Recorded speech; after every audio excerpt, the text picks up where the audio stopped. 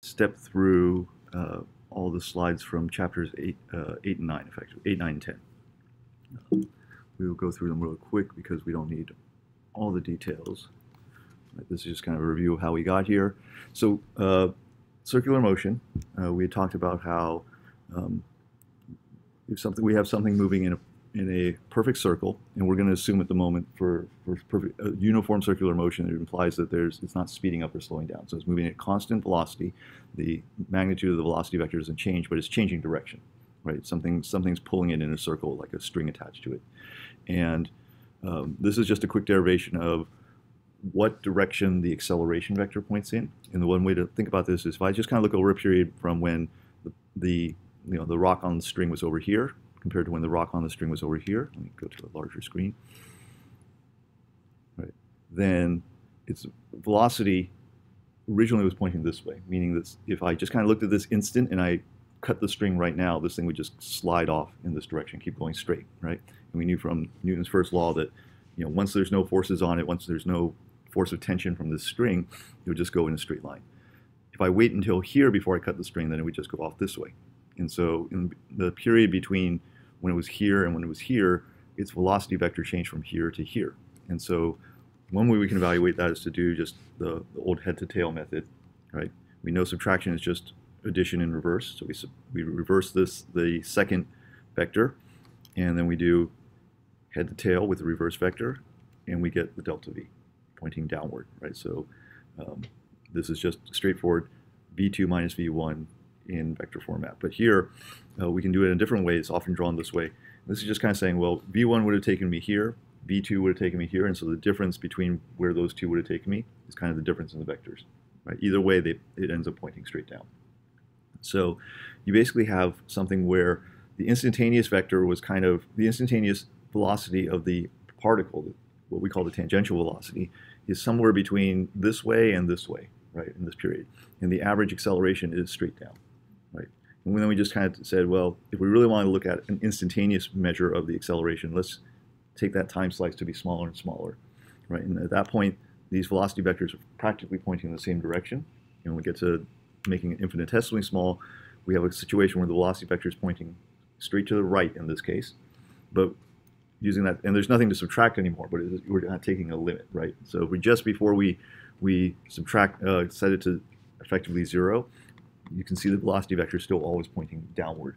And downward in this case, well, what is downward in this case is really a specific case of the general idea that it's going to point straight to the center of the circle. So that's why we call it centripetal force, which means center seeking, or centripetal acceleration. Right? And we can generalize this. If it's over here, then it's not always down. It's the idea that if you look at what the velocity is at the first point, velocity is the second point, that difference is now pointing to the left. But that's still towards the center of the circle, right? I thought I had a slide where, okay. Right, so then if we're going to watch something go around a circle, it's difficult to talk in terms of x and y axes, because whereas right here, this was in the y direction, the r vector which points from the center of the circle to where the particle actually is in y. This is purely in x, and that's great. Seems perfect. But then a moment later, each one of these has both an x and y component, and it starts to get messy, right? It's really kind of a 1D problem. It's like it's just following a line, right? So, if this were a very, very big track, you'd almost feel like you're walking in a straight line, right? And so it's really a kind of a 1D problem. So we can turn this 2D problem into a 1D-ish type of problem by choosing a set of orthogonal axes that follow the particle, right? And we take the direction of the instantaneous velocity of that particle, right? What would happen if I cut the rope right at that point? We call that the tangential. And then the orthogonal direction, which points either away or towards the center of the circle that you're traveling in, is the radial direction. And sometimes we call that radial, sometimes we call that centripetal. Okay, so then center seeking, okay, Then we realized that, again, we now have a thing called a centripetal acceleration. So centripetal acceleration is basically emphasizing the fact that because velocity is a vector, you can change it in two different ways. You can change it by changing its magnitude, or you can change its direction, because a vector is made up of both, right? And the tangential acceleration that we've talked about in the previous cases, when we had just linear stuff, was when you push from behind, right? And so you either sped it up or slowed it down, so that changed the magnitude. Centripetal acceleration acts perpendicular to the particle's motion, the velocity, and it causes a change in direction, right? And we gave an equation for the centripetal acceleration. It's the instantaneous linear velocity squared divided by the radius of the circle it happens to be traveling in at that moment. Right? And then that seems to come out of thin air, but we have a quick derivation, right? Where all we did was we looked and we said that these look like these look like similar triangles, and so if I kind of do the geometry, I'd realize that the change in the velocity vector can be written by analogy to the change in where the position is. This triangle and this triangle are basically have the same angle. Right? Do a little bit of math, and you realize that the centripetal acceleration just pops out. Right? But we're not interested in doing derivations right now. This slide is just emphasizing the point that that there's, in general, when we're doing uniform circular motion, if I use the words uniform circular motion, it implies that we're moving in a perfect circle with no speeding up or slowing down, right? Just changes in direction. But in general, when you have 2D motion, you can have a mixture of both centripetal acceleration that changes its direction and tangential acceleration, which changes its speed, right? So like if you throw something horizontally off of a cliff, right? At first, it doesn't really drop, it doesn't gain a lot of speed, at first, right? Mainly it's just kind of going from horizontal to a more downward direction. So at first it's a lot of centripetal acceleration changing its direction, but the speed doesn't really change very much here, right?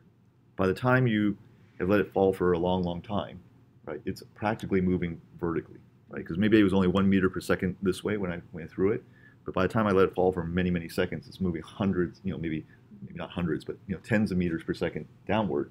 So 1 versus 10 is pretty much down vertical, right? And at that point, it can't get much more vertical, so the change in angle is not much compared to how much it's changing in speed, right? It's speeding up a lot by the end.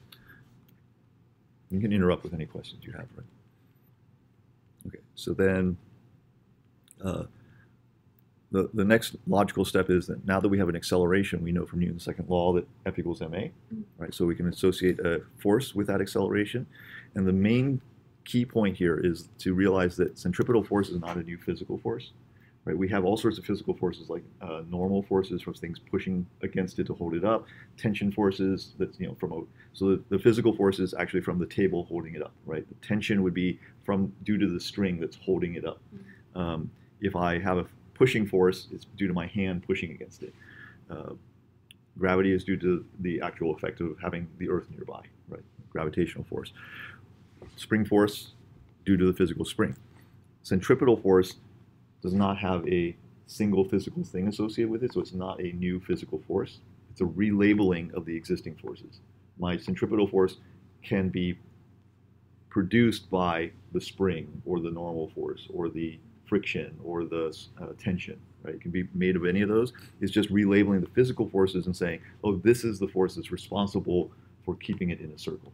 Okay, so you would never want to write, if you're doing the thing where you say sum of forces, the sum of the forces can be, oh, there's a spring force on it, there's a gravitational force on it, there's tension on it, but you would not throw in, oh, and there's a centripetal force on it, right? Because then you'd be double counting, because the centripetal force is coming from the string or the spring, and then you'd be double counting, right? Right. So in a lot of the cases we've looked at, it can be a single force, but it can also be a combination of forces, and we'll show one example of that, right? So in this case, it's due to the string holding it, because if I didn't have the string here and this thing were moving, it would just fly off the table in a straight line, right? Okay.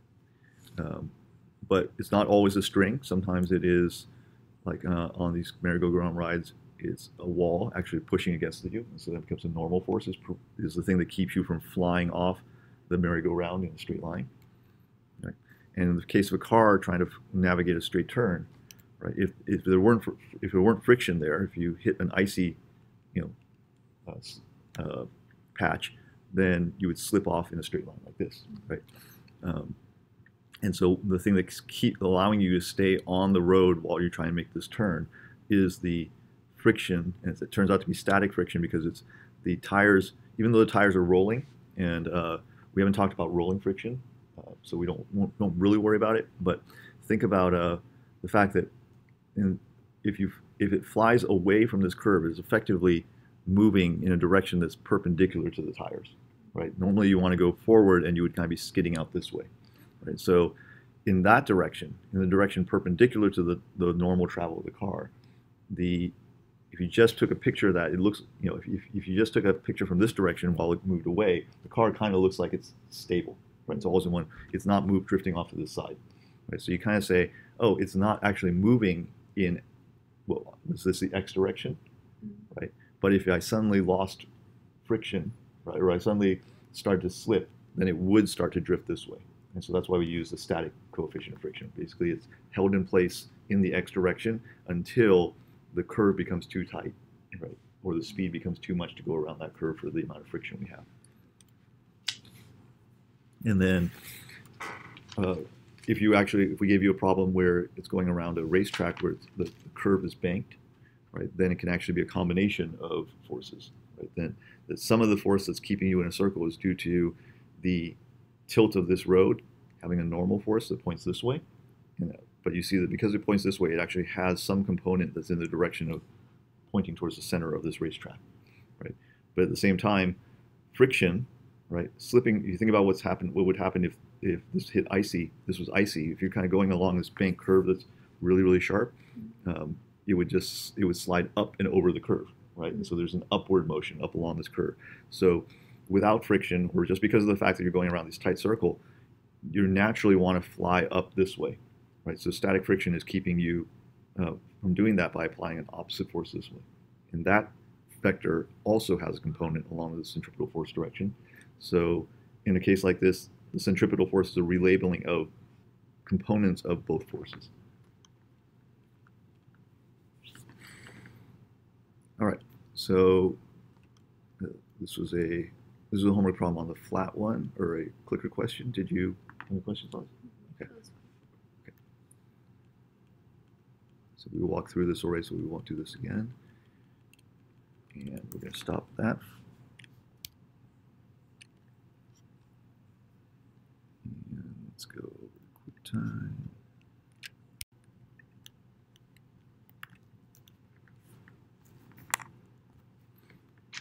All right, so now we get to the real rotational stuff. Right?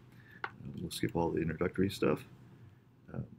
Main point is that for just about every translational quantity of motion that we've studied, we have a corresponding rotational one. Right? So theta, change in theta for displacement, angular, and velocity and acceleration. Don't worry about the vector quantity for this.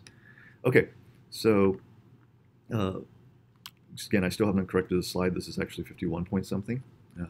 So the angular position is represented by what angle it's gone around in the circle, and what we sometimes want to do is we want to translate from kind of angular measurements to some sort of actual distance traveled or a linear quantity. And the translation between these is that the angle traveled is really the arc length traveled divided by the radius. Or another way to put it is, if I want to figure out the actual distance traveled by something that's going around, that's kind of spun around a circle by a certain angle, then I take the radius times that angle to figure out how far that particle is actually moved. Right? That's the arc length. Of course, we can do changes in angle, which is really what we usually care about. And we can think of rigid bodies as just maybe a collection of different things. But here, if you notice, because it's rigid, right, if this particle moves by this angle, then this particle has to move by that same angle. Because if we move 360 degrees, it has to look exactly the same. It's gone back to itself. Right? So all the angles move together for a rigid body. Right? So then we can move to the next step and define a corresponding velocity. Angular velocity would just be the change in angle over the change in time, right? And we counterclockwise for positive, as we always do. And we give this for for all these rotational things, we want to work in radians. It's the motor natural unit instead of degrees. And so we give our velocities, our angular velocities in radians per second.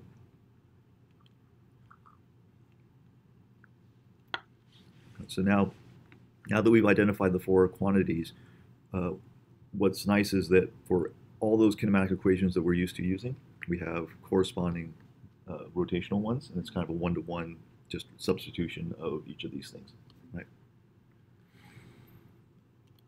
And the key is, remember that in the linear case, we had to assume that these only worked if the acceleration was either 0 or constant. We can have a time-changing acceleration. We can have a time-varying velocity, right? We can have an initial velocity and final velocity. The acceleration always has to be the same. Same thing here. Alpha has to be either 0 or constant for these equations to hold. Right. Then we worked out this really long problem, right? Did you follow this problem? Yeah. Okay. So, we kind of went through this, and rather than go through it again, I'll refer to the excerpt or refer to the part of the podcast that covered this. But mainly the idea is that you can go ahead and this is a kind of a two-part problem. There's the time period from 0 to t1, and then there's a time period from t1 to t2, and we're asking for you to find t1.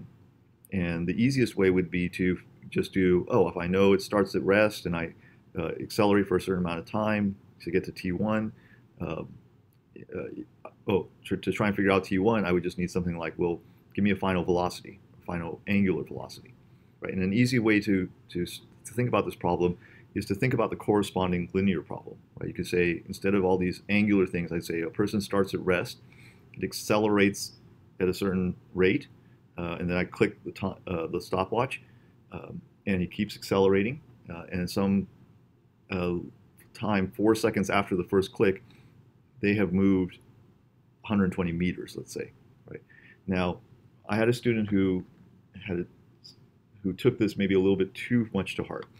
What I'm saying is, imagine the analogous linear problem and figure out a strategy for how you would tackle that problem. But then you actually have to go back and tackle the problem using all the angular values. What one student on Piazza did that was incorrect was, this was for the homework problem that had a grinding wheel. And they said they applied a force to the grinding wheel. And they gave you the radius of the wheel. And then they asked you something about, like, what's its angular speed or whatnot. Now, the mistake that the student made, and I want to make sure that people don't make the same mistake on the final, is that they said, they gave us a force, right? And so I'm going to use F equals ma to calculate an acceleration of the wheel. And then after they were all done, they translated the acceleration to an angular acceleration using the linear to angular formula. That's the wrong way to do it, right? If it's an angular problem, you want to use the angular formulas as your first set of tools, right? And one way you know that that's wrong is, I say I have a disk and I apply a force to the outer rim, right?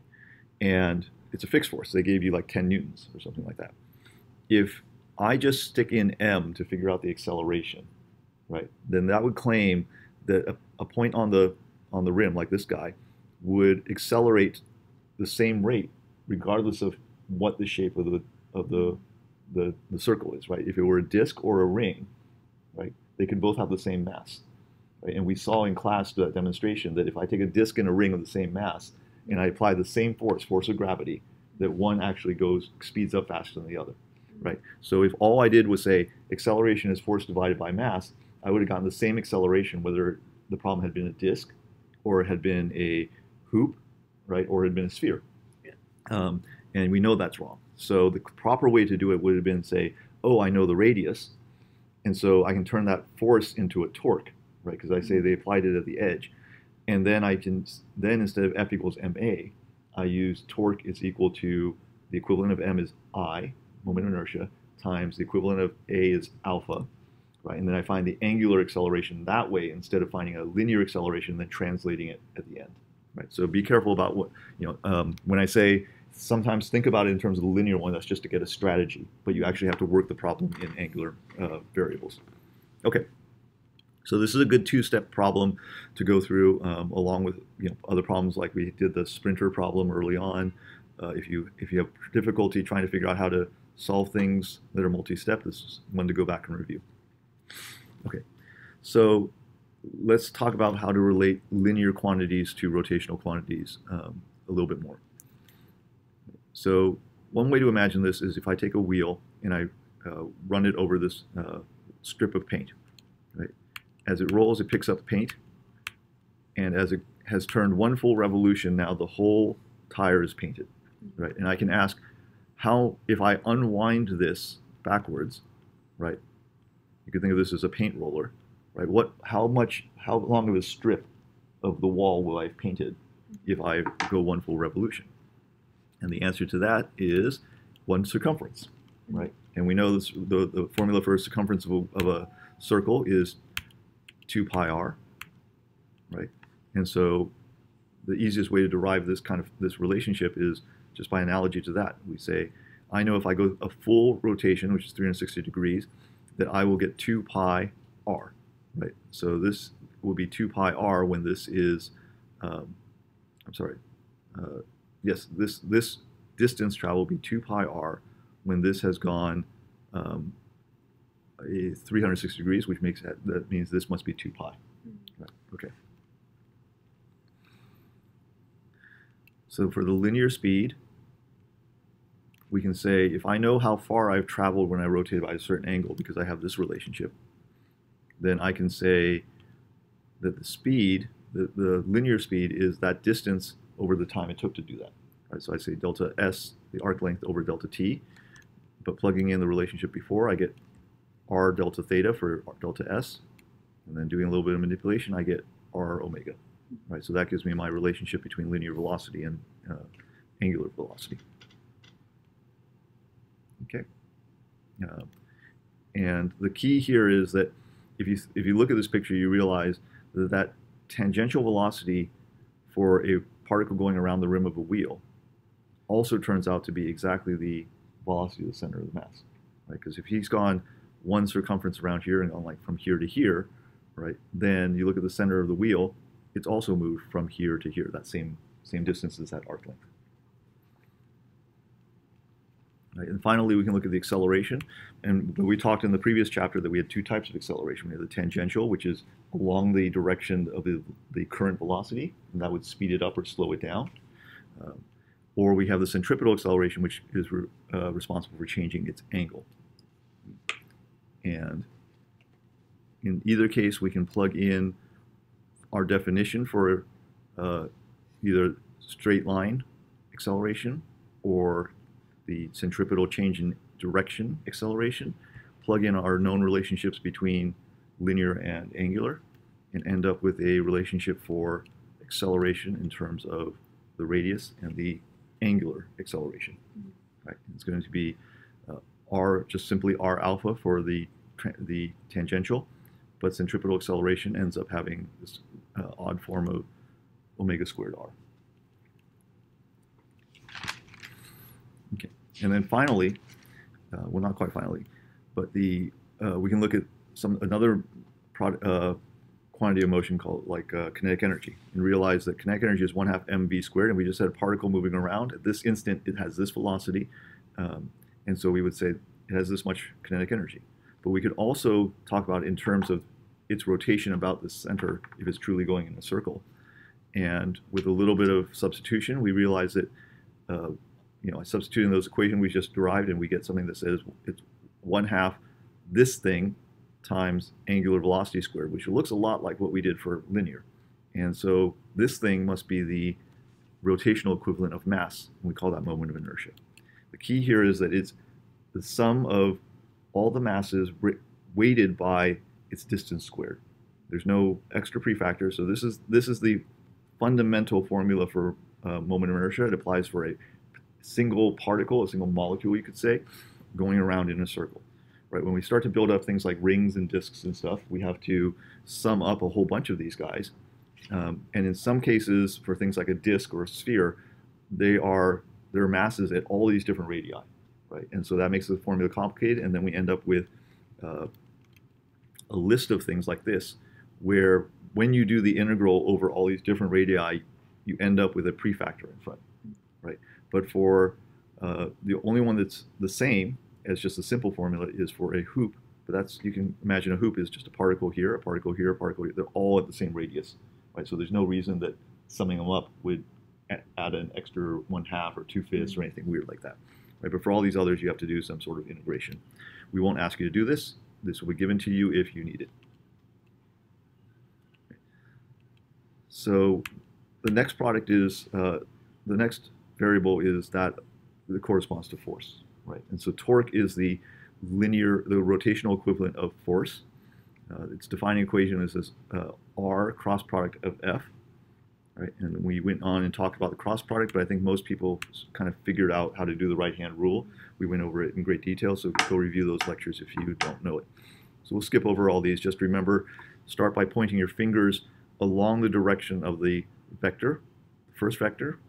Don't bring your hand in some weird way. It's not just use your fingers to push A into B. You have to line up your fingertips pointing in the direction of A, and then when you push it over into B, your outstretched thumb will give you the direction of C, which is, it's either going to be straight out of the board or straight into the board. Okay. So knowing the right-hand rule gives you the positive or minus direction of whether the torque points in or out of the board. We can now calculate the magnitude of the torque by taking the magnitude of the R, which is just the distance from the center of rotation, so like a hinge on the door, to where you apply the force. Right? And so we take that, the magnitude of that position vector times the magnitude of the force that you actually apply, and then we multiply that by the sine of the angle between them. Right? And the key here is that it's, I'll show you some examples here where the angle between them is difficult to figure out. If you just look at the diagram they typically show you for, how did you, here's, like, I pull on the handle this way, right? It turns out that the angle that's between them is really this angle here, which doesn't show up anywhere in this picture, right? So the best way to do it is to draw a side diagram that puts the tail of the R vector with the tail of in the same point as the tail of the F vector, and then the angle, there's two angles you can choose from. Always one that goes all the way around and one that just goes the smallest way around. You always want to choose the smaller of the two and take the right-hand rule for that. Okay? Yeah. Okay. Then the next thing is static equilibrium, and I'm going to go ahead and stop the video and start a new one.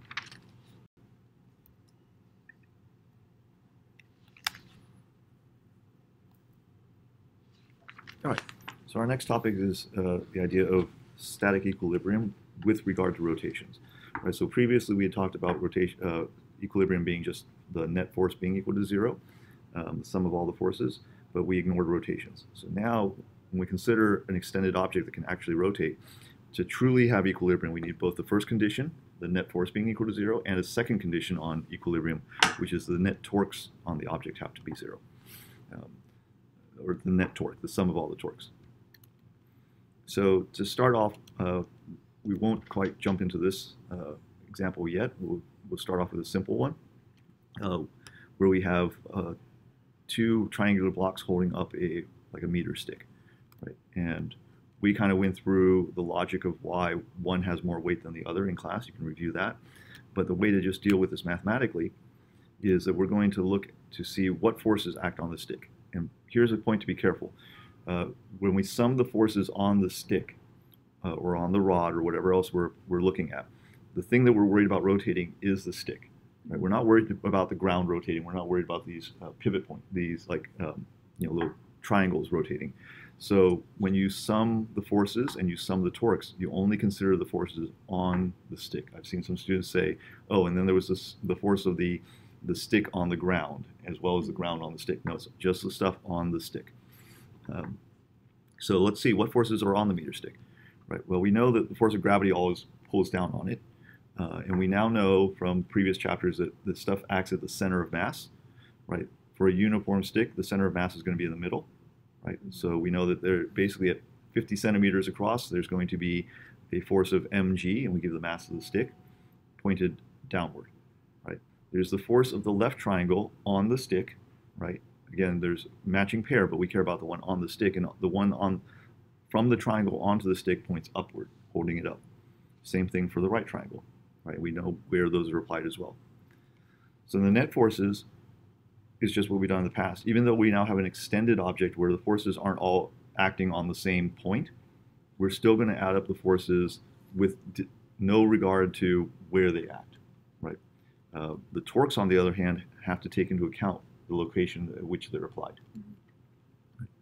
So we can always break down the sum of the forces into two equations. There's the sum of the forces in x, and there's the sum of the forces in y, and each has to be independently equal to 0. But be careful, the torques, there's only one equation. I've also seen a student saying there's the vertical torque equation and the horizontal torque equation, and there's not a separate equation for those. It's all torques, right? Because the direction is going to be taken into account by the right-hand rule. Okay, so it turns out in this case we have no x forces, so we're down to just the one y dimension for the forces. But we still have two unknowns, right? We have the magnitude of this triangle upward and the magnitude of this force upward.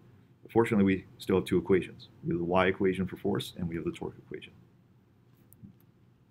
So sum of the forces, T1 up plus T2 up plus Fg down, has to equal to 0. We know what the force of gravity is. It's just mg with a minus sign because it's pointing downward, because we define our y-axis to be positive pointing up. Right. And that gives us, yep, that's our, so we have this equation, but we still have two unknowns. For the torque equation, we have to choose a center of rotation, and you're allowed to choose for a static problem where something's not actually spinning and you're not trying to calculate actual rotational accelerations. You're free to choose any point along here, along the rod, as your point of reference, as a pivot point. They'll all work out mathematically. Of course, if you chose someplace else, then the r vector might point a different way, but it will all still work out in the end.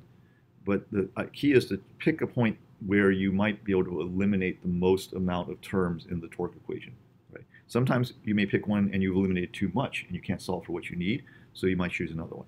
But we're going to start this. We're going to do this one in the dumb way, where we just kind of pick at the end point of the meter stick, so that we don't cancel anything out, and we'll see how it all works out. You can try putting it here or here or here and seeing if you can get the same answer. Okay. And here we basically say the sum of the torques is torque 1, torque 2, torque 3. We have this distance, we know the force. We have this distance, we know the force. I'm sorry, we know this distance and we know the force. We know this distance and this distance, but these two are still unknown. Right? So we end up with an equation with just two unknowns, this and this. Right? So it's Ft1 times Rt1 times sine of theta, because it's Rf sine theta for the torque. The angle is known because it's acting straight upwards with this little triangle pivot point. That's the only way it can act up, only act on the stick. And we do the same thing for Ft2, and we know everything about Fg, angle, direction, all that, position. So we end up with this equation: number times force 1, number times force 2 is equal to number. Right. Then, so let's take that, and now we have to combine that with our previous equation that also had two unknowns. Right. These are both known. And by substituting in and doing a little bit of algebra, we can solve for the two unknowns. Okay, so that's how you do an equilibrium problem in general. Right, and you can choose other points. So now let's apply that idea to this clicker question and see why it turns out that none of these guys are actually in static equilibrium. Okay. So let's start by just applying the sum of the forces equation. Maybe we can eliminate doing the tougher torque one by just looking at which ones have no net force on it. Okay. In other words, if it has a net force, it will actually translate. The center of mass of the thing will actually translate. Right. So let's look at number 1. It's got two forces pointing up, and every force here is, with the exception of one, are the same magnitude. So two forces pointing up and one force pointing down. There's no way that this guy is going to completely cancel out both of these guys. Right. So there is a net force upward. So this one's going to actually, it might also rotate, right? But in the process of rotating, it will also translate upwards. The center of mass will move. So we can eliminate this one. We can look at this one, and this one has one force down and one force up, so it will not actually translate. You can almost visualize what's going to happen. If I push down on this and I push on this is like a revolving door pinned at the middle, right? It'll just kind of spin in space around that center point, right? And so already we can see it's neither in rotate. The torques are not zero, right? Because it's actually rotating. If the torques were zero, it wouldn't rotate. But the force is zero. The net force is zero. And then the rod would rotate this way. The rod would rotate clockwise in this case, right? Let's look at the forces on this one. Again, we have two pointing up, one pointing down. Right here, it's pretty clear that it will translate upwards, but we can kind of see by intuition that this thing might not rotate, right? It's basically two guys lifting like a plank from either side while somebody's sitting on the plank. This guy has one force up, another force up, and one force down that's twice as strong. So the sum of the forces would be 2 up, 2 down, 0. Right? Okay. But it could still rotate. So we have to check this guy out. So we'll save this guy for last because he's trickier. Let's go back and look at the rotations. So, sorry, so for number 4, when you say it's 2 forces up, 2 forces down, it doesn't matter their relative location on the rod? That's right. Okay. Right? That's a little tricky to think about because in the past we've always applied all the forces at the center of mass to avoid dealing with rotations, and here we have them distributed. And that distribution, if we have the same number pointing down as pointing up, right, or even if they were all coming in at weird angles, if you had a force, at 45 degrees and another one at minus 45 degrees and one pointing up, right, and you pick the magnitude of the 45-degree ones so that they cancel each other in the x, and then their added components cancel y, then even if you applied over here for this one, and over here for this one, and over here for this one, it would mean that you might get a rotation now, but the center of mass of this stick would stay in the same place. Right? Because we know that there's, by definition, no net force on this because the vector forces cancel out if I did it right, which means that it cannot actually translate by Newton's second law. Okay, so now let's do the ladder one. So we have a lot of forces here. We're assuming that the wall is frictionless. That'll make life a little bit easier for this problem. We have force, the gravitational force of this ladder pulling down on it. We have a person standing on it, so he's applying a force right here due to his weight. We have the ground is keeping it from falling through. So there's a normal force here, and if there's a normal force on a frictional surface, then there's a force of friction that tries to resist the motion. You can kind of see that if it's going to slip, it's going to slip this way. Right? So the static force of friction is basically opposing that motion by doing this. Right? And then, of course, it doesn't fall through the wall either, so there's a normal force from the wall. It's always perpendicular. So we want this to be stable, so we demand that both of these conditions be held simultaneously. The net force equal to 0, the net torque equal to 0. And what we're going to do is, again, we can choose any point as long as we demand both of these are obeyed at the same time.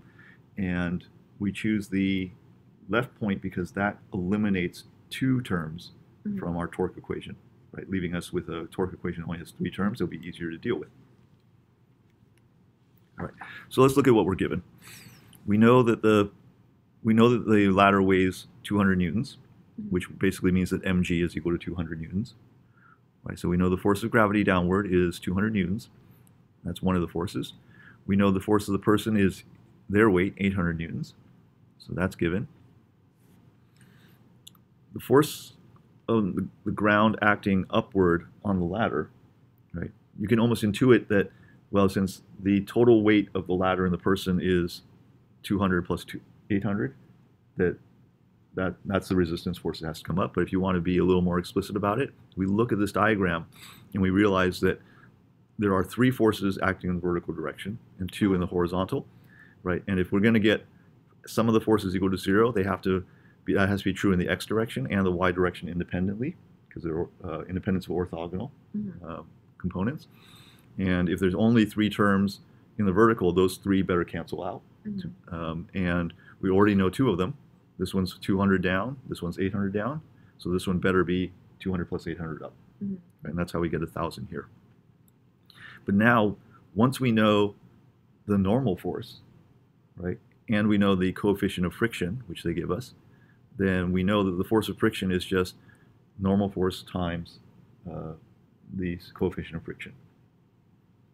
Okay, so the ground is normal force. Right, yeah. The perpendicular force upward is the thing that's basically keeping it from falling through the ground, which by definition is a normal force. Okay. Right. So the force of static friction is less than or equal to the coefficient of static friction times the normal force. Right. If it's far from starting to slip and move, then it's some, who knows, it's some number less than mu k times 1,000. Right. But we're interested in the point where we walk so far up that that this thing actually really wants to start to slip. Right. And so we're interested in evaluating just before it slips, which is when the static friction is giving all that it can. So we said it, instead of less than or equal to, we just say equal to. Okay. Right. So we'll say at the point of just about to slip, the static friction is mu s times the normal force, which gives us 1,000 times 0.6, 600. Then the last thing we don't know is the normal force of the wall. But again, looking over here, you realize, hey, I only have two forces that are in the horizontal direction at all. And since the F net in the x direction has to be 0, then the normal force of the wall has to be equal and opposite to the only other horizontal vector, which we just calculated is 600 newtons pointed to the right. So that means that the force of the wall has to be 600 newtons pointed to the left. Okay. All right, so we know all these, and we've used up two of our equations effectively. Right, sum of forces vertical, sum of forces horizontal. So our last equation is sum of the torques, and we make it nice and easy by setting the pivot point here, so we only have 3 terms, because the associated r for these are now 0, and we get the r. So the distances are measured along the rod, right? But we know the length of the ladder, the rod, is a total of L. And that's 8 meters. So the wall acts at a distance of L away, as measured along the rod. We know the force of the wall, because we just got that. We know that the force of gravity acts halfway up, so that's going to be 4 meters. And the only thing we know the force of gravity, we've calculated that. We know the force of the person, that's his weight. And so the only unknown we have left is RP. That's what we're trying to calculate. That's this distance d. Okay. Right? And we know that has to all equal to 0. So then we just plug in those numbers. We have to use the angle between these guys, right? We have to look over here and say forces down, direction to the point of application from the pivot point is up and to the right. Remember to put tail to tail so that you can figure out the correct smaller angle between them. But once you do that for each 3 of these, you'll realize that the right-hand rule gives you 2 of them pointing into the board, 1 pointing out of the board. So they come in with opposite signs. Right. So for the right-hand rule in these cases, what is your A and what's your B vector? You look at the equation and its torque is equal to R cross F, right? And you can't reverse it. It's not. Okay. It doesn't commute. So you're putting your hand along R. You put your fingers along the first vector, which is R, and you're going to try and push it into F. Okay. So this first one's going to cause your thumb to point into the screen. Right, so we put in the appropriate plus and minus signs. You see that the force of gravity is the one that has the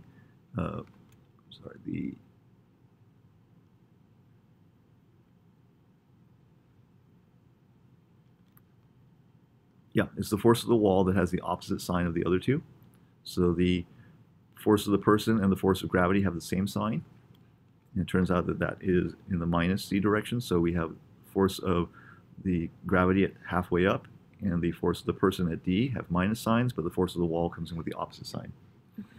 Right, and we just solve this, setting it equal to 0, and we end up calculating what d is. Okay.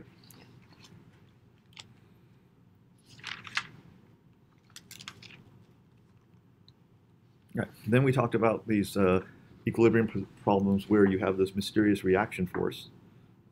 We say we're pulling up on this and we want to know, we know the weight of the arm, and we want to know what the tension is here, and then we ask, oh, but there's a reaction force of the shoulder on the arm being the thing we model as a rod. Why do we have this mysterious reaction force? And the way I explained it in class is that you can think about trying to pull up on something, right? It's like imagine a little person standing here pulling up on something. Mm-hmm. They have to brace themselves against the drawbridge in order for them to be able to pull up. And that bracing, putting their foot down against it, is what causes that. Right? And here, because the rope actually kind of wraps around and attaches down here below the pivot point, you can imagine it as a person way down here pulling against a pulley, and as they brace themselves to pull here, then his foot's going to push against this hill this way. And so this is going to have a net reaction force like this, which has an X and Y component. Right? And it kind of naturally makes sense because without it, if you pull on this, the whole rod would move to the left. Mm-hmm. Right? All right. So we talked about kinetic energy and moment of inertia previously, and now that allows us to think about Newton's laws in terms of these rotational things. So we're now moving away from equilibrium. We're talking about rotations again. And Newton's law for rotation is now, instead of force is equal to mass times acceleration, it's the rotational force, or rotational analog of force, which is torque, is equal to the rotational analog of mass, which is moment of inertia, gives us the times the acceleration, the angular acceleration. Newton's third law tells us that if there's a force on one, there's an equal and opposite force on the other. Mm-hmm. And if there's an off-axis force, so there's a torque applied from object 1 to object 2, then there's an equal and opposite torque from object 2 to object 1. And then just like this, Newton's third law for the linear version is what gave rise to conservation of linear momentum. Mm-hmm. This idea here gives rise to conservation of angular momentum, which is our next topic. Okay. So if I cause you to spin in space, if we're out in space and I push off of you and you start to rotate, then I have to rotate the other direction in order to conserve angular momentum. Mm-hmm. And that's what that Newton's third law says. Right, so we can define angular momentum a couple different ways. One way is to define it in analogy to linear momentum, which is mass times velocity. So we take the angular version of mass and the angular version of velocity, and that gives us a definition for the angular momentum. Mm-hmm. Right, now, because this is a vector quantity, we actually end up pointing in a very funny way. It turns out that the angular momentum vector points perpendicular to both the velocity vector and the position vector from wherever we're going to take as our center of rotation. Right, and we use, again, the cross product, which means use the right-hand rule. Is really a statement that if it's kind of moving in a circle like this, R cross P will end up giving you your thumb pointing up, and that kind of tells you, your fingers tell you which direction that thing is curling. It's rotating. Once we've made this kind of relationship between and defined what angular momentum is, we can look at how we related momentum to force in linear variables, and make the analogy to rotational variables, and say the change in momentum with time gave me force, so the change in angular momentum with time gives me a torque. Okay. And then finally, if we write it the traditional way and then translate into rotational variables, we see that the torque is equal to the rotational mass, moment of inertia, times the rotational acceleration. Right? And these are all very useful equations for solving rotational things. And again, I'll just reemphasize that one student made that mistake of solving things that are obviously rotations using these formulas and then translating at the end is not the proper way to do it. You want to use all rotational equations for a rotational problem. And then the last thing we had that we didn't quite cover was just this problem on the monkey dropping onto a merry-go-round. Mm-hmm. We actually have this now as a homework problem, I believe, or it was actually on the practice final. I think I gave it to you guys. But I will, the slides are now available, so unless somebody really needs to see it, I'm not going to walk through it right now. But the idea here is somebody asked a question in the last review session about whether we should worry about it being now off balance we're not going to worry about things like that, right? We can assume that the monkey drops from a very, very low height so that it doesn't, there's not a lot of downward momentum that you have to deal with. And we're not going to worry about the fact that there's a monkey on one side and no monkey on the other side, so it's unbalanced. Let's just assume that that's a small effect. If it makes you feel better, we could even make it a half weight monkey on one side and half weight monkey on the other, and you get the same answer. Okay. Did you want to go over this at all? No. Okay. I think that